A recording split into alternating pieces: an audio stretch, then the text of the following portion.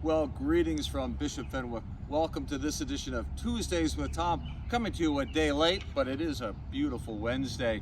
So I feel much like the folks on the local news trying to balance, things like the traffic on the expressway, the weather for Memorial Day weekend, how are the Celts doing in their playoff series, and then how do we factor in things like the pandemic, the war in Ukraine, and also the latest puppy that's being up for adoption, right?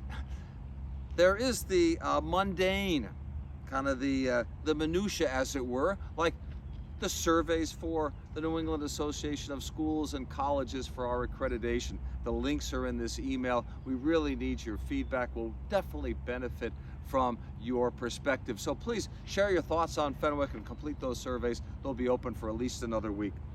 We have also certainly the horrific, the tragic, all of us in our thoughts and prayers today, remembering the 19 children and the 2 teachers who were killed at this unspeakable school shooting in Texas. How do we even make sense of that? How do we even talk about it?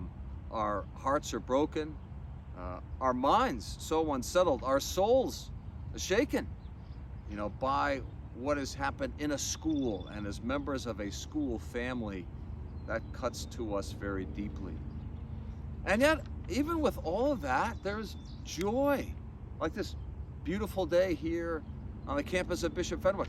Behind me, the chairs all arranged for our baccalaureate mass and senior awards ceremony tonight. And then the highlight, the pinnacle of our academic year, commencement for the class of 2022 tomorrow. What a joyful celebration. We can't lose sight of all that. In fact, maybe amidst all of this, all the more reason to be grateful and to be glad for this school family. And so today is the birthday of Ralph Waldo Emerson, born this day in Boston, by the way, in 1803. Emerson, I may have shared this quote with you before, said, "All that I have seen teaches me to trust the Creator for all that I have not seen." All that I see helps me to trust God for all the things I cannot see or cannot make sense of or cannot understand.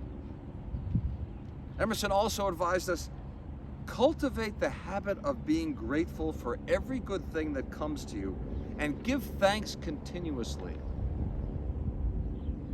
I don't have words to explain what happened yesterday or to express the depth of sorrow over what took place.